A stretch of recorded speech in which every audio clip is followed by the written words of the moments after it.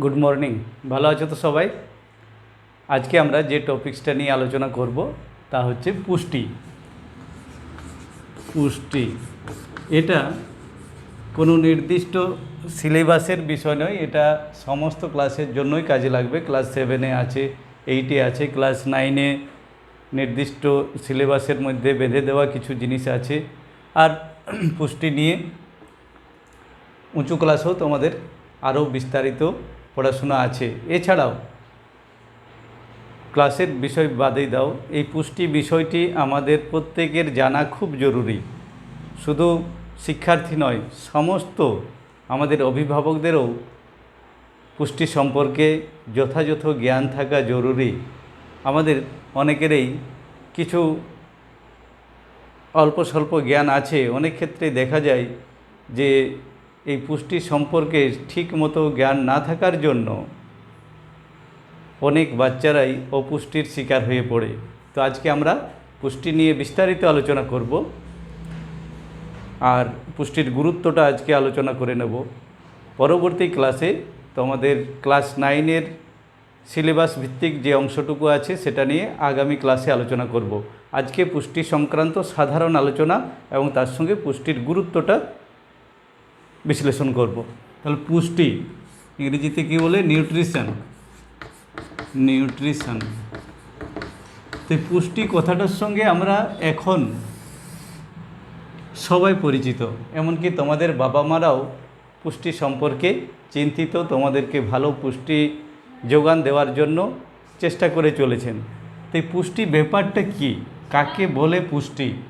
এক কথায় বলা যায় যে আমরা যে খাদ্যবস্তু গ্রহণ করি তার যে সারাংশটুকু আমাদের বিভিন্ন কাজে, অর্থাৎ বিভিন্ন জৈবনিক কার্যে এবং বিপাকীয় কার্যে শক্তি যোগায়, তাকেই পুষ্টি বলে। অর্থাৎ খাদ্যের যে মূল অংশটুকু আমাদের কাজে মানে বিভিন্ন শারীরবৃত্তীয় কার্যকলাপ পরিচালনা করার জন্য শক্তির যোগান দেয়, সেটাই হচ্ছে পুষ্টি। তো পুষ্টির সংজ্ঞাটা তাহলে কি হবে? পুষ্টি হচ্ছে উদ্ভিদ দেহে পুষ্টি কিন্তু একরকম হয়, প্রাণী দেহে পুষ্টি একরকম হয়। রকম ফেরটা কিসের ভিত্তিতে হচ্ছে না, প্রাণীরা খাদ্য তৈরিতে অক্ষম, তাই প্রাণীদেরকে বাইরে থেকে খাদ্য গ্রহণ করতে হয়। আর উদ্ভিদেরা নিজ দেহে খাদ্য সংশ্লেষ করতে পারে, তাই তাদের ক্ষেত্রে এই পুষ্টির যে ধাপগুলো আছে, পুষ্টি সম্পন্ন হওয়ার যে ধাপগুলো আছে, এর সংখ্যাটা কম। উদ্ভিদ দেহে পুষ্টি প্রক্রিয়া সম্পন্ন হয় সংশ্লেষ ও আত্তীকরণের মাধ্যমে। পরে এগুলো ডিটেলস আলোচনা করব, সংশ্লেষ কাকে বলে, আত্তীকরণ কাকে বলে।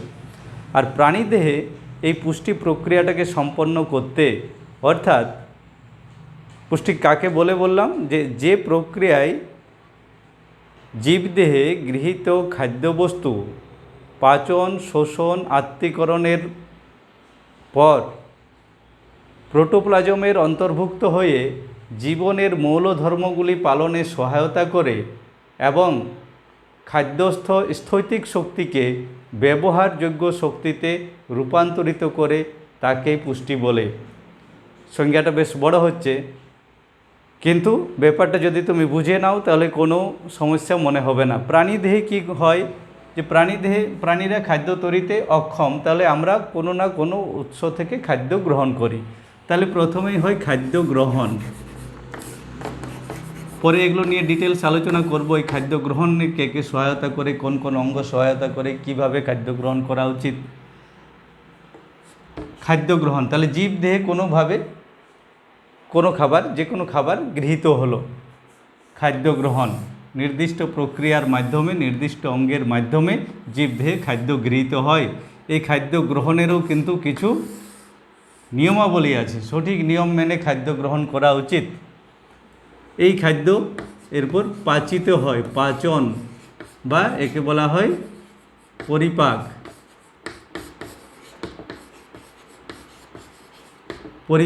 পরিপাক হওয়ার পর তাহলে খাদ্যবস্তু গৃহীত হলো, পাচিত হলো, এরপরে এই খাদ্যবস্তু শোষিত হবে,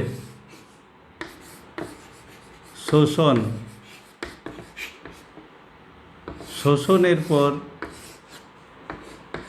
আত্তীকরণ। আত্তীকরণ আর অপাচ্য অংশ, এরপরেও খাদ্যের যে অবশিষ্টাংশ থাকে তা বহিষ্করণ হয়।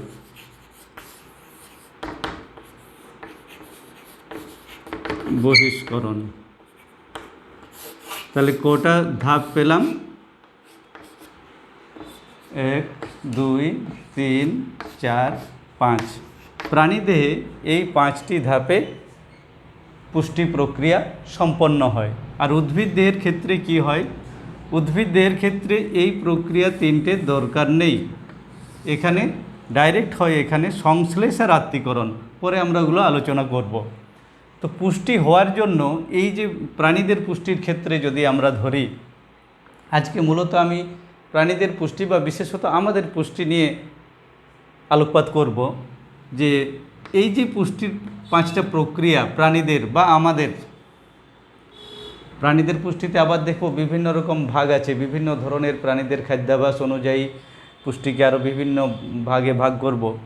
তো এখানে মূলত মানুষের পুষ্টি নিয়ে আমি বলছি, যে ক্ষেত্রে এই যে 5টা প্রক্রিয়া মানুষের পুষ্টি প্রক্রিয়ার সঙ্গে জড়িত, এই প্রক্রিয়াগুলো সবগুলো একটা নির্দিষ্ট নিয়ম মেনে হওয়া উচিত, তাহলে আমাদের পুষ্টি ঠিকঠাক সম্পন্ন হবে।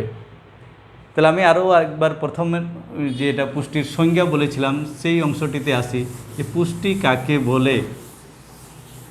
যে প্রক্রিয়ায় প্রাণীদেহে গৃহীত খাদ্য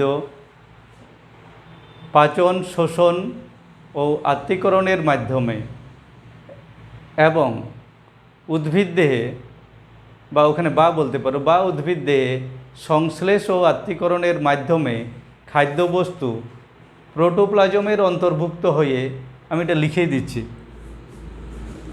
যে প্রক্রিয়ায়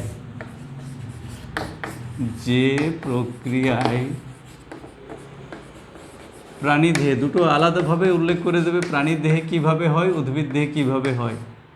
প্রাণী দেহে গৃহীত খাদ্যবস্তু, প্রাণীদেহে গৃহীত খাদ্যবস্তু পাচন, শোষণ ও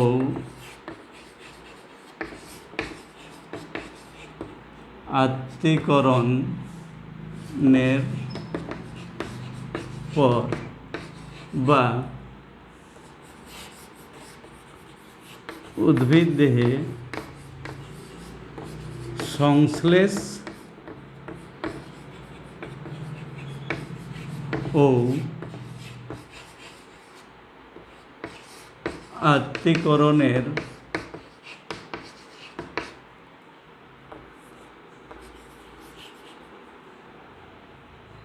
শোষণ ও আত্তীকরণের মাধ্যমে বা উদ্ভিদ দেহে সংশ্লেষ ও আত্তীকরণের মাধ্যমে খাদ্যবস্তু প্রোটোপ্লাজমের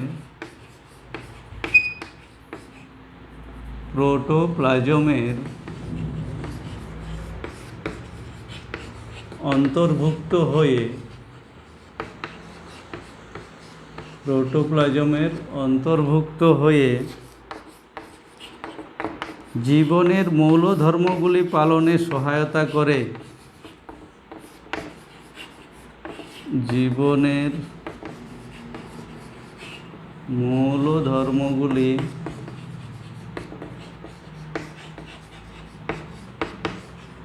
পালনে সহায়তা করে এবং স্থৈতিক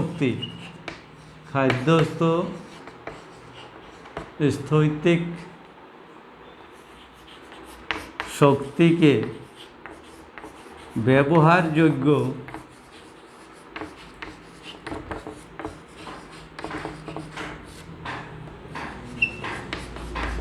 শক্তিতে রূপান্তরিত করে,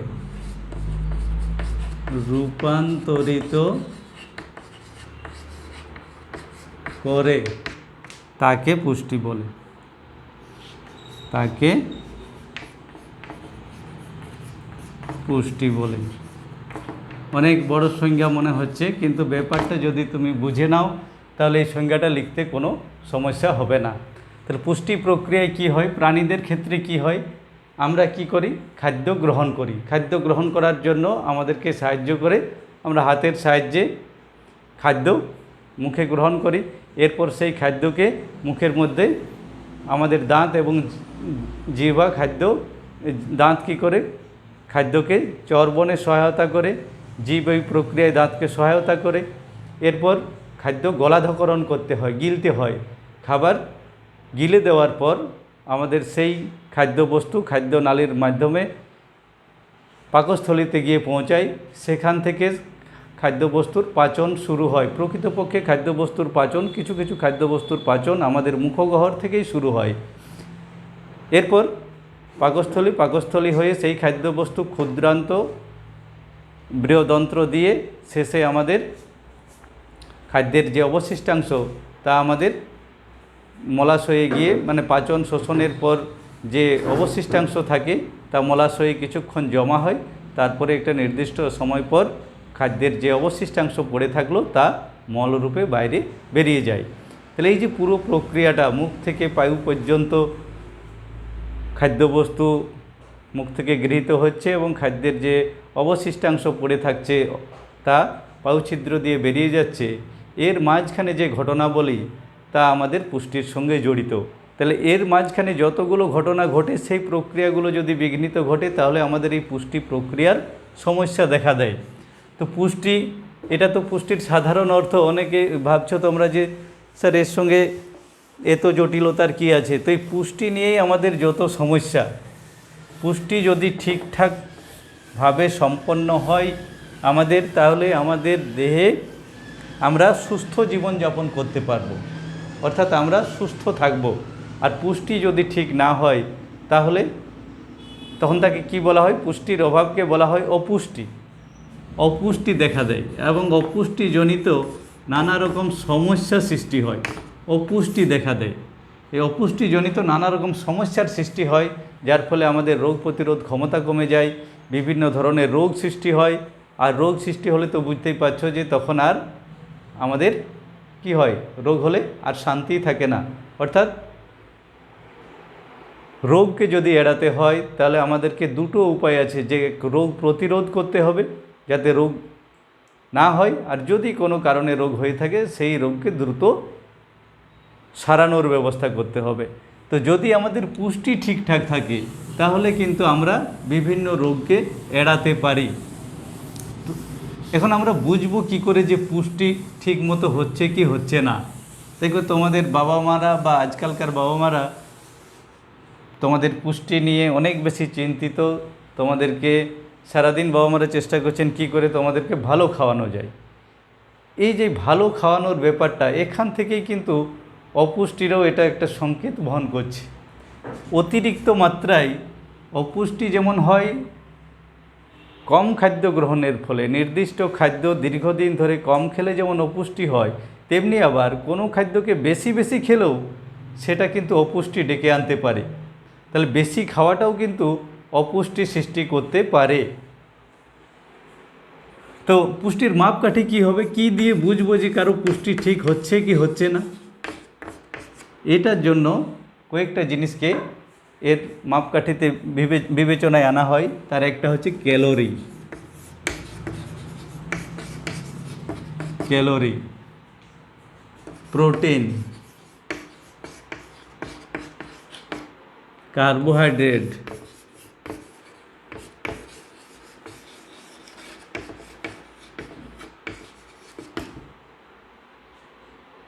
ভিটামিন, একসঙ্গে ভিটামিন ও খনিজ লবণ, এই উপাদানগুলিকে দেখা হয় যে এগুলো ঠিকঠাক আছে কি না। আমাদের পুষ্টি যদি ঠিকঠাক হয় তাহলে ক্যালোরি গ্রহণ ঠিকঠাক হবে, শরীরে প্রোটিনের চাহিদা যেমন দরকার সেটা পূরণ হবে, কার্বোহাইড্রেট যতটা দরকার সেটা পূরণ হবে, ভিটামিন এবং খনিজ উপাদান যতটুকু শরীরে প্রয়োজন সেটা আমাদের মিটবে যদি আমাদের সঠিক পুষ্টি হয়।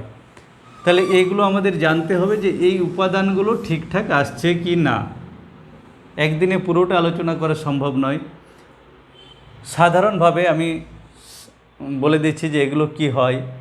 যে ক্যালোরি, আমাদের প্রত্যেক দিন কতটা ক্যালোরির চাহিদা, ক্যালোরি কিসে মানে ক্যালোরি কী বটে? শক্তিকে আমরা ক্যালোরি দ্বারা প্রকাশ করি, শক্তিকে মাপা হয় ক্যালোরি দ্বারা। তো একটা মানুষের প্রত্যেক দিন কত ক্যালোরি বা কতটা শক্তির দরকার, এই ক্যালোরির দরকারটা নির্ভর করে তুমি কেমন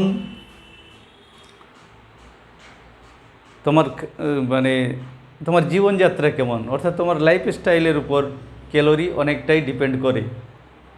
আর এটা লিঙ্গ অনুযায়ী, অর্থাৎ ছেলেদের মেয়েদের শক্তির চাহিদা আলাদা হতে পারে, আলাদা হয় আর কি। আর ওই যে বললাম যেটা লাইফস্টাইল, অর্থাৎ তুমি কেমন জীবনযাপন করছো, তোমার জীবনযাত্রা কেমন, সকাল থেকে ঘুম থেকে ওঠা থেকে ঘুমোতে যাওয়া পর্যন্ত যে সময়, সেই সময়টা তুমি কেমন ভাবে অতিবাহিত করছো বা কেমনভাবে পার করছো, এটার দ্বারা নির্ধারিত হয় তোমার শক্তির চাহিদা কেমন হবে। তো মোটামুটিভাবে আমাদের 2000 থেকে 3000 ক্যালোরি শক্তির দরকার।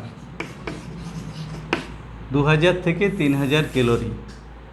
মেয়েদের ক্ষেত্রে একটু কম হয়, 2200 থেকে 2400। আর ছেলেদের ক্ষেত্রে 2400 থেকে 3000। আবার এই যারা টিনেজ বয়ঃসন্ধিকালীন সময়ে যারা আছো তাদের ক্ষেত্রে শক্তির চাহিদা একটু বেড়ে যায়, এটা 3000-এর জায়গায় 3200 হয়ে যায়। এরপর যত বয়স বাড়তে থাকে তত শক্তির চাহিদা কমতে থাকে, তখন 2200 ক্যালোরি এরকমই প্রতিদিন 2200 ক্যালোরি খাদ্য বা এত পরিমাণ শক্তি আমাদের জোগাড় করলেই হয়ে যাবে। তো এই যে ক্যালোরি যে মাত্রায় দরকার, আমরা যদি সেই মাত্রায় গ্রহণ করি তাহলে আমাদের পুষ্টি ঠিকঠাক হবে। যদি এর চেয়ে বেশি গ্রহণ করি ক্যালোরি, তাহলেও সেটা সমস্যার সৃষ্টি করবে। আর যদি আমরা কম ক্যালোরি গ্রহণ করি তাও সমস্যার সৃষ্টি করবে। শিশুদের ক্ষেত্রে 1 বছরের কম বয়সী কিছু বাচ্চার শরীরে প্রোটিন এবং ক্যালোরি দুটোরই অভাবজনিত কারণে একটা রোগ হয় যার নাম হচ্ছে মেরাসমাস।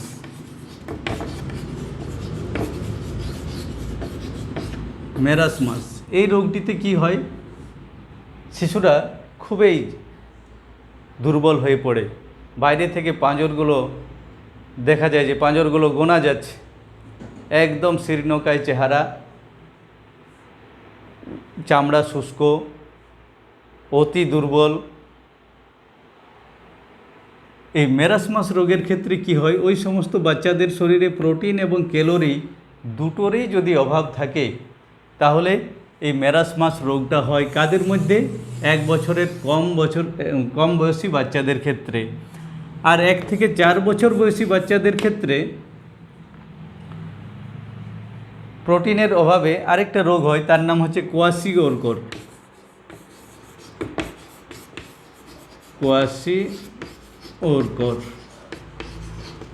এই যে দুটো রোগ, এটা আমাদের দেশে অনেক বাচ্চাই এটাতে আক্রান্ত। তাহলে এর মূল কারণ কি? এটা হচ্ছে প্রোটিন ও ক্যালোরির অভাবজনিত কারণে, আর এটা প্রোটিনের অভাবজনিত কারণে। তাহলে ওই যে আমি বললাম যে পুষ্টির অভাবকেই অপুষ্টি বলি আমরা, তাহলে এগুলো অপুষ্টিজনিত রোগ হচ্ছে মেরাসমাস আর কোয়াশিওরকর। কোনটা কিসের জন্য হয় সেটা মনে রাখবে, কোনটা কাদের হয়। এটা 1 বছরের কম বয়সী বাচ্চাদের, আর এটা 1 থেকে 4 বছর বয়সী বাচ্চাদের জন্য। তো এরকম যদি আমাদের শরীরে আরেকটা ব্যাপার বলে নিই, যে আমাদের পুষ্টির ক্ষেত্রে বিবেচনায় আমি বললাম কতগুলো জিনিস, ক্যালোরি, প্রোটিন, কার্বোহাইড্রেট, ভিটামিন, খনিজ লবণ। এর আগে তোমরা খাদ্যের উপাদানগুলো পড়েছো। এই খাদ্য উপাদানগুলোর ক্যালোরির সঙ্গে সঙ্গে এই খাদ্য উপাদানগুলোর যে কোনো একটার দীর্ঘকালীন যদি আমাদের ঘাটতি হয় বা কোনো খাদ্য উপাদান অতিমাত্রায় গৃহীত হতে থাকে, তাহলেও সেটা কিন্তু অপুষ্টি ডেকে আনতে পারে এবং তার জন্য নানা রকম সমস্যা সৃষ্টি করতে পারে। তাহলে পুষ্টি ঠিক রাখার জন্য আমাদেরকে কি করা উচিত? কি করা উচিত? সঠিক নিয়মে খাদ্য গ্রহণ। পুষ্টির প্রথম ধাপটাই বলেছিলাম প্রাণীদের ক্ষেত্রে খাদ্য গ্রহণ। তাহলে খাদ্য গ্রহণ করতে হবে সঠিক মাত্রায়। অতিমাত্রায় খাদ্য গ্রহণ পুষ্টির পক্ষে ক্ষতিকর, তেমনি কম খাদ্য খাওয়া হয় যদি, অর্থাৎ কোনো নির্দিষ্ট খাদ্য উপাদানের যদি তোমার শরীরে ঘাটতি থাকে, তাহলেও কিন্তু সমস্যা ডেকে আনতে পারে। তাহলে সঠিক পরিমাণে খাদ্য গ্রহণ, সঠিক সময়ে খাদ্য গ্রহণ।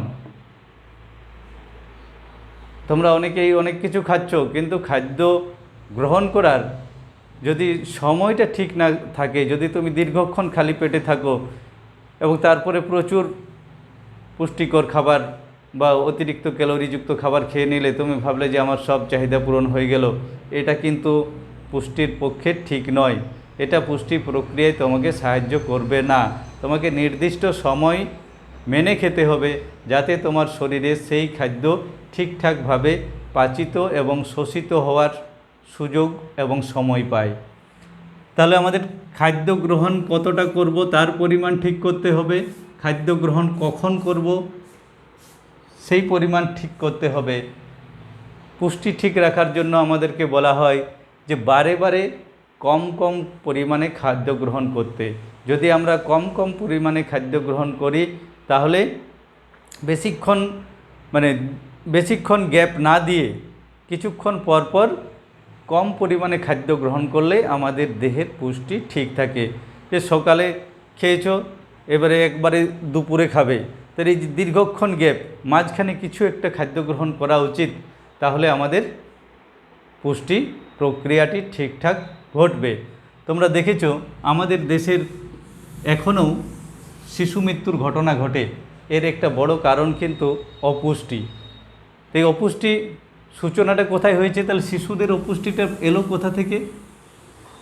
এখানেই জড়িত আছে যে গর্ভাবস্থায় মায়েদের যদি অপুষ্টি হয়, তাহলে ছেলে মেয়ে অপুষ্টি নিয়েই জন্মগ্রহণ করে। আর জন্মগ্রহণের পর বাচ্চারা যদি ঠিকমতো মায়ের দুধ না পায়, সেক্ষেত্রেও তারা অপুষ্টির শিকার হয়ে পড়ে। আমাদের দেশে এখন অনেক ক্ষেত্রেই দেখা যায় যে বেশ কিছু শিশুর মৃত্যু ঘটছে, তার কারণ অপুষ্টি। ICMR বলে একটা সংস্থা আছে, তোমরা জানো তো। এদের হিসাব মতো আমাদের দেশে এখনও বেশ কিছু সংখ্যক শিশুর মৃত্যু ঘটছে। তার মূল কারণ বাচ্চাদের অপুষ্টি। তো শুধু বাচ্চাদের নয়, বড়দেরও অপুষ্টিজনিত নানা ধরনের লক্ষণ দেখা দিচ্ছে, অথচ দেখা যায় যে তারা যথেষ্ট পরিমাণে পুষ্টিকর খাদ্য গ্রহণ করে, তবুও এই ব্যাপারটা ঘটছে। তো এটা হওয়ার কারণটা কি? এটা হওয়ার কারণ যে আমাদের এই পুষ্টি সম্পর্কে সঠিক জ্ঞান না থাকা। আমি কি বললাম যে খাদ্য গ্রহণ কতটা পরিমাণ করব এবং কোন সময় করব, এটা জানা জরুরি। খাদ্য গ্রহণের পর এবং কি খাদ্য গ্রহণ করব, এটাও পুষ্টির সঙ্গে জড়িত। কি খাদ্য আমি গ্রহণ করছি এবং সেই খাদ্যের মধ্যে কোনো বিষাক্ত রাসায়নিক আছে কি না, সেটাও বিচার্য।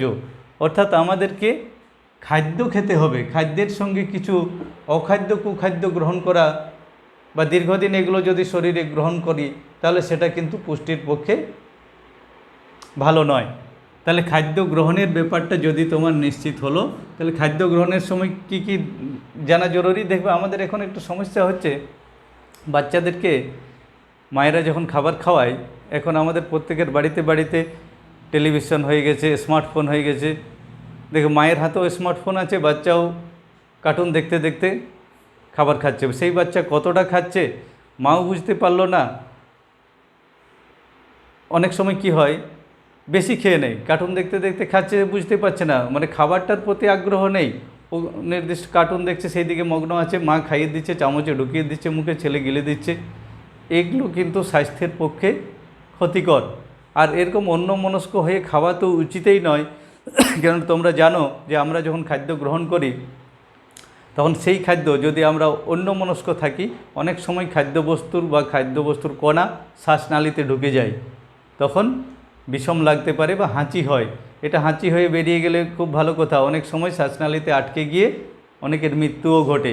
তাহলে খাদ্য গ্রহণ করার সময় আমাদেরকে ওই খাদ্যের প্রতি মনোযোগ দিতে হবে, খাদ্য গ্রহণের প্রতি মনোযোগ দিতে হবে।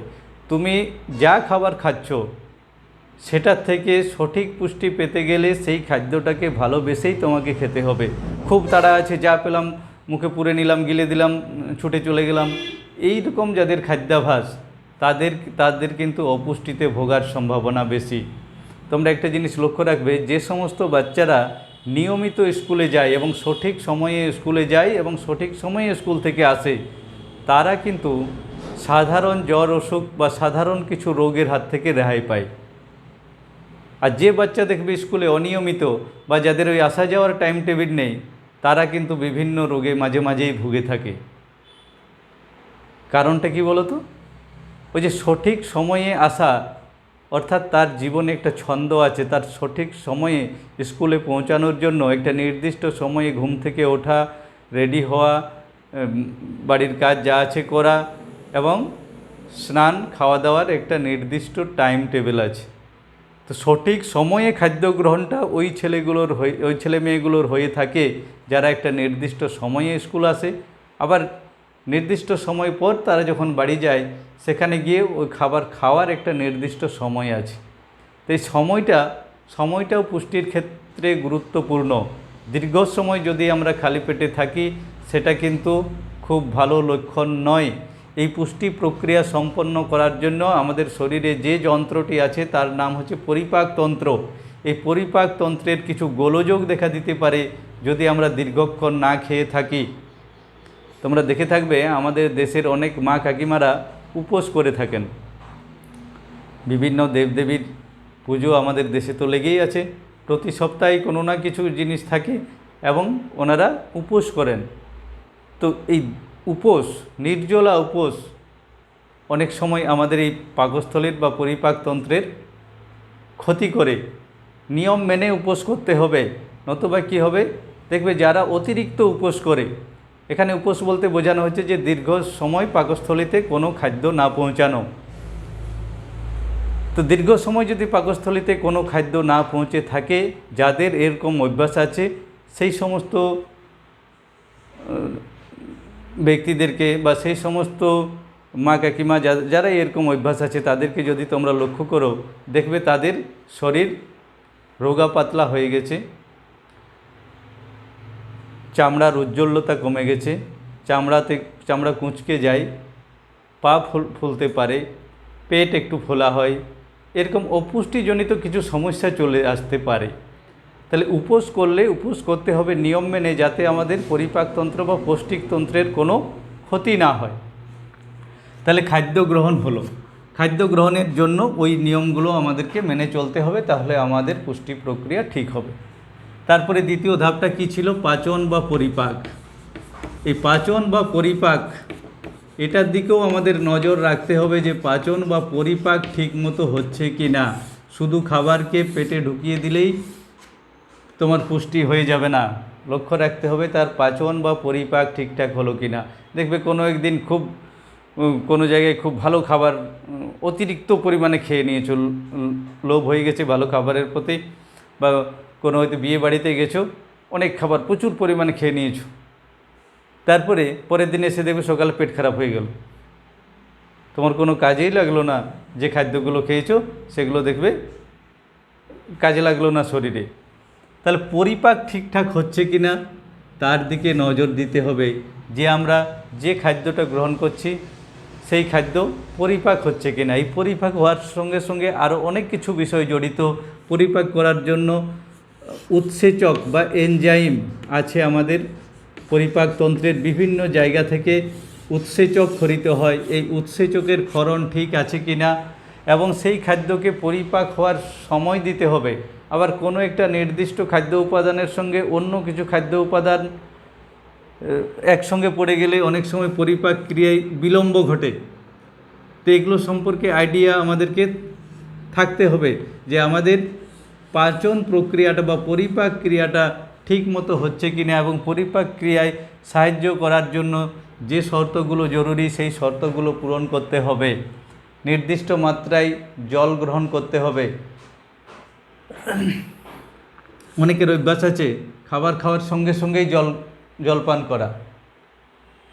এটার ক্ষেত্রে একটু সমস্যার সৃষ্টি হয়। পাকস্থলীর ক্ষেত্রে কি হয়, পাকস্থলীতে যখন কোনো খাবার গিয়ে পড়ে, পাকস্থলীর মধ্যে যখন কোনো খাবার গিয়ে পড়ে তার আগে পাকস্থলী রেডি হয়। যাদের নির্দিষ্ট সময়ে খাদ্য গ্রহণের অভ্যাস আছে, পাকস্থলী রেডি হয়ে আছে, এখানে বিভিন্ন ধরনের উৎসেচক খরিত হচ্ছে, খাদ্য আসার সঙ্গে সঙ্গে সে ওটাকে পাচন প্রক্রিয়া শুরু করবে।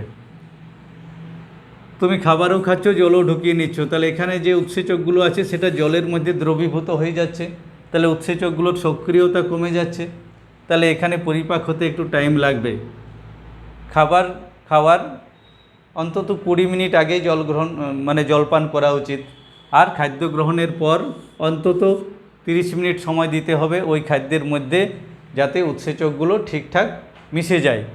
তারপরে তুমি জল খেতে পারো, তাহলে তোমার এখানে পাচন প্রক্রিয়ায় সমস্যা সৃষ্টি হলো না, পাচন প্রক্রিয়াটা ঠিকঠাক। এখানে পাকস্থলীতে সব খাদ্য আমাদের পাচিত হয় না, এখানে কিছু পরিমাণ খাদ্য পাচিত হয়, তারপরে এই ক্ষুদ্রান্ত দিয়ে আসে, ক্ষুদ্রান্ত দিয়ে আসার পর ক্ষুদ্রান্ত বৃহদন্ত্র হয়ে লাস্টে মলাশয় দিয়ে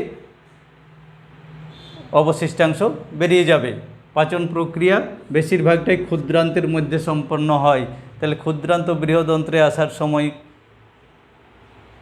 ওই যন্ত্রগুলো ঠিকঠাক আছে কি না তার জন্য আমাদেরকে কিছু নিয়ম মেনে চলা উচিত। অনেকেই তোমরা গ্যাস্ট্রিক আলসার, পেপটিক আলসার এরকম রোগের নাম শুনেছ। এই পরিপাকতন্ত্রের গোলযোগের দরুন এরকম রোগগুলো সৃষ্টি হয়, এবং সেটা মূলত সৃষ্টি হয় খাদ্যাভ্যাস ঠিক না থাকার কারণে, সঠিক সময়ে খাদ্য গ্রহণ না করার জন্য। সঠিক সময়ে যদি আমরা খাদ্য গ্রহণ করি তাহলে এই পাকস্থলীর আমাদের এই পুরো শুধু পাকস্থলী নয়, পরিপাকতন্ত্রই ঠিক থাকবে। তাহলে পরিপাক ক্রিয়া বা পাচন ক্রিয়ার দিকে লক্ষ্য রাখতে হবে। তারপরেরটা বললাম শোষণ। পরিপাকও তোমার হয়ে গেল, যা খাবার খেয়েছিলে সেই খাবার পরিপাক হয়ে গেল। পরিপাক করার পর আমাদের এই পৌষ্টিকতন্ত্রে আছে শোষণ একক ভিল্লি বা ভিলাই, এরা শোষণ করে ওই খাদ্যের সারাংশকে, এবং সেই সারাংশকে আমাদের রক্তে মিশিয়ে দেয়। এই শোষণ প্রক্রিয়াটা যদি বিঘ্নিত হয় তাহলে তুমি যতই ভালো খাবার খাও না কেন তোমার কিন্তু অপুষ্টি আসবে।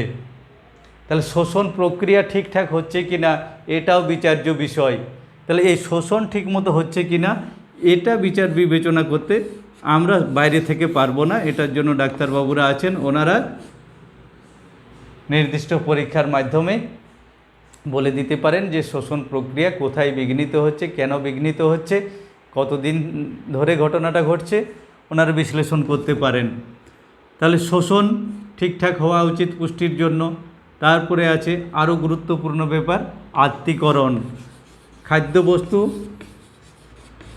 রক্তের মাধ্যমে প্রতিটি কলাকোষে গিয়ে পৌঁছেছে, কলাকোষে পৌঁছানোর পর কলাকোষের মধ্যে ঢুকেছে, অর্থাৎ প্রোটোপ্লাজমের অন্তর্ভুক্ত হয়েছে।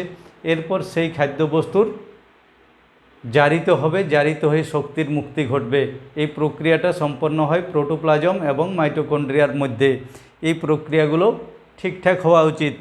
তো আমাদের এই প্রক্রিয়াগুলো ঠিকঠাক হচ্ছে কি না, শোষণ, আত্তীকরণ, এগুলো আমরা সাধারণভাবে বুঝতে পারবো না, কিন্তু আমার খাদ্য গ্রহণ আর পরিপাক ঠিকঠাক হচ্ছে কি না এটা আমরা অনুভব করতে পারবো, বা এই ব্যাপারগুলো আমরা বুঝতে পারবো যে আমরা যে সমস্ত ওই যে আমি উদাহরণগুলো বললাম যে যাদের খাদ্য গ্রহণের টাইম ঠিক আছে এবং যাদের গৃহীত খাদ্যের প্রকৃতি ঠিক আছে, অর্থাৎ তারা সঠিক খাদ্য খায়, যেগুলো খাদ্য খাবারের মধ্যে এখন নানা রকম বিষাক্ত বা ভেজাল জিনিস আমরা খাবারের সঙ্গে গ্রহণ করছি, এই ভেজাল জাতীয় খাদ্য যতটা পারা যায় এড়িয়ে চলতে হবে। আর পাচন প্রক্রিয়া বিঘ্নিত হলে তো আমরা তো বুঝতেই পারি যে মাঝে মাঝেই যদি কারো পেট খারাপ হতে থাকে, মাঝে মাঝেই অনেকে দেখবে হজম হয় না, বমি হয়ে যাচ্ছে, পাচন প্রক্রিয়ার কিছু গণ্ডগোল হচ্ছে, এই ব্যাপারগুলোর প্রতি আমাদেরকে মনোযোগ দিতে হবে। আর পুরো ব্যাপারটার জন্য যে অপুষ্টিজনিত যে সমস্যাগুলো, এগুলোর মধ্যে আমাদের অপুষ্টি যদি কারো হয় তাহলে অপুষ্টিজনিত যে কয়েকটা রোগ বললাম, শিশুদের ক্ষেত্রে মেরাসমাস, কোয়াশিওরকর, বড়দের ক্ষেত্রেও নানা ধরনের সমস্যা সৃষ্টি হয়। অপুষ্টিজনিত কারণে কি হয়, আমাদের রোগ প্রতিরোধ ক্ষমতা কমে যায়, ভিটামিনের ঘাটতি হয় শরীরে। তোমরা জানো ভিটামিন এর অভাবে রাতকানা রোগ হয়, যদি আমাদের ভিটামিন ডি এর অভাব হয় তাহলে রিকেট হতে পারে, ভিটামিন বি কমপ্লেক্স এগুলোর ফলে বেরি হতে পারে। আবার খনিজ মৌল, সেগুলোও এই খাদ্য উপাদানের সাথেই গৃহীত হচ্ছে। এই খনিজ উপাদানগুলো ঠিকঠাক যদি গৃহীত না হয় তাহলেও কিন্তু নানা রকম সমস্যা হতে পারে। তোমরা জেনেছো আয়রনের অভাবে কি হয়, অ্যানিমিয়া বা রক্তাল্পতা। তাহলে পুষ্টি ঠিক মতো যদি না হয় তাহলে অ্যানিমিয়াও দেখা দিবে। যদি আয়োডিনের অভাব ঘটে তাহলে কি হয়, গলগণ্ড। এছাড়াও আরেকটা রোগ আছে টেরা চোখ, এটাও কিন্তু আয়োডিনের অভাবে হয়। আয়োডিনের অভাবে আরেকটা জিনিস হয়, মানসিক বিকাশ কমে যায়, জড় বুদ্ধি সম্পন্ন শিশু হতে পারে আয়োডিনের অভাবে। তাহলে এই পুষ্টির সঙ্গে আমাদের জড়িত আছে অনেকগুলো জিনিস। অর্থাৎ আমাদের যদি ভিটামিনের অভাব হয়ে যায়, পুষ্টি ঠিকমতো না হলে ভিটামিনের ঘাটতি হবে, ভিটামিনের যদি ঘাটতি হয় তাহলে ভিটামিনের অভাবজনিত কারণে বিভিন্ন রোগ সৃষ্টি হবে। যদি আমাদের এই খনিজ মৌলগুলোর অভাব সৃষ্টি হয়ে যায় তাহলে বিভিন্ন ধরনের রোগ সৃষ্টি হবে। তাহলে পুষ্টি ব্যাপারটা একটা অতি গুরুত্বপূর্ণ জিনিস, এবং এই পুষ্টিকে বুঝতে গেলে পুষ্টিকে আরও বিস্তারিত জানতে হবে। পুষ্টিকে ওরকম একটা ক্লাসে বলে শেষ করা যাবে না। যে পুষ্টি এরকম নয় যে খুব ভালো ভালো খাবার তুমি খাচ্ছ তাহলেই তোমার পুষ্টি হচ্ছে। তোমাকে লক্ষ্য রাখতে হবে খাদ্য গ্রহণ ঠিকভাবে হচ্ছে কিনা, পাচন ঠিকভাবে হচ্ছে কিনা, শোষণ ঠিকমতো হচ্ছে কিনা, আত্তীকরণ ঠিকমতো হচ্ছে কিনা, আর আমি সঠিক পরিমাণে খাদ্য গ্রহণ করছি কিনা। বেশি খেলেও সমস্যা, কম খেলেও সমস্যা, যতটুকু দরকার ততটুকু খেতে হবে। তাহলে আমরা আমাদের স্বাস্থ্যকে ঠিক রাখতে পারবো। যাক, আজকে আর বেশি কিছু বলবো না, আজকে পুষ্টির গুরুত্বটা বলে শেষ করছি। পরবর্তী ক্লাসে আমরা তোমাদের সিলেবাস ভিত্তিক আলোচনায় আসব, যে পুষ্টির যে অংশগুলো তোমাদের আলোচনা আছে, প্রাণীদের পুষ্টি আর উদ্ভিদ পুষ্টি এবং তার পর্যায়। পুষ্টির গুরুত্বটা আজকে বলে দিই। পুষ্টির গুরুত্ব, পুষ্টির ফলে কি হয়, জীবদেহের যে সমস্ত জৈবনিক কাজ আছে, অর্থাৎ বৃদ্ধি, রেচন, জনন, এই কাজগুলোর জন্য প্রয়োজনীয় শক্তি পুষ্টি থেকে আমরা পেয়ে থাকি। জীবদেহের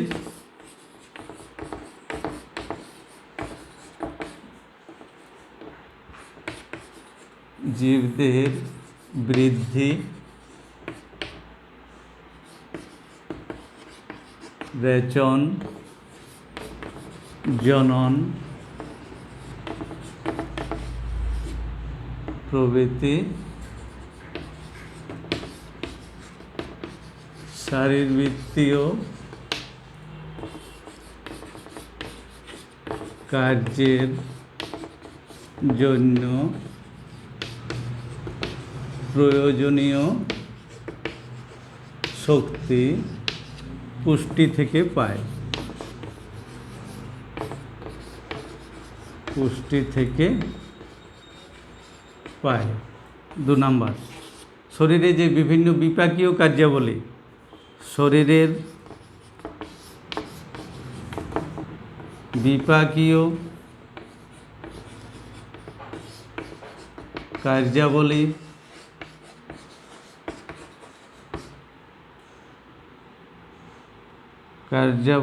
পরিচালনা করার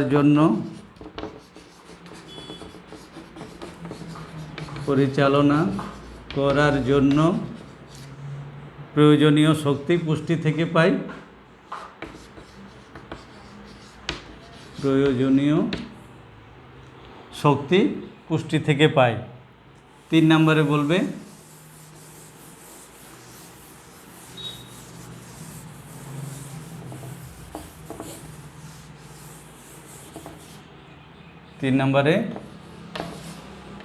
রোগ প্রতিরোধ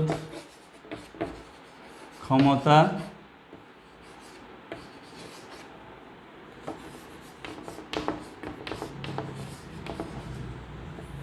গড়ে তুলতে সাহায্য করে। পুষ্টি যদি তোমার ঠিকঠাক হয়, পুষ্টি যদি সঠিকভাবে সম্পন্ন হয়, তাহলে আমাদের দেহের রোগ প্রতিরোধ ক্ষমতা গড়ে উঠবে। দেহের যে বিভিন্ন রোগের হাত থেকে আমরা বাঁচতে পারবো যদি আমাদের পুষ্টি ঠিকঠাক হয়। এর সঙ্গে জড়িত আছে খনিজ মৌলগুলোও, শুধু ভিটামিন নয়, খনিজ মৌলগুলো আমাদের বিভিন্ন ধরনের রোগ প্রতিরোধে সহায়তা করে। আরেকটা গুরুত্বপূর্ণ হচ্ছে পুষ্টির মাধ্যমে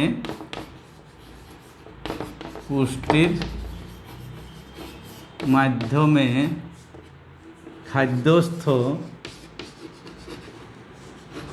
স্থৈতিক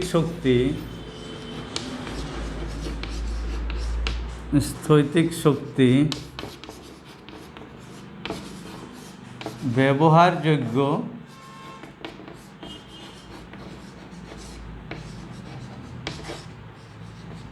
শক্তিতে রূপান্তরিত হয়।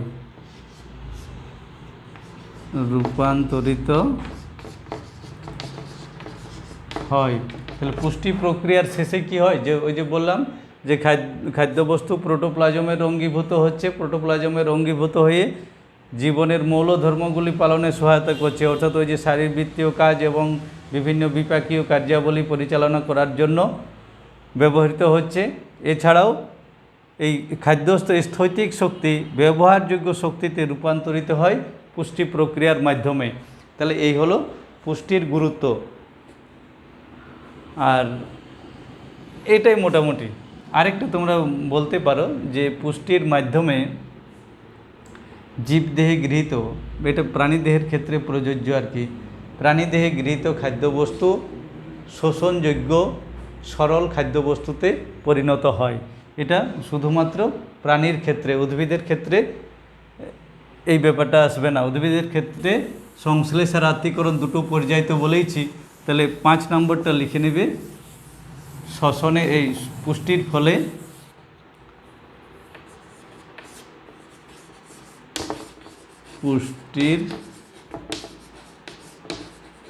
ফলে গৃহীত খাদ্যবস্তু শোষণযোগ্য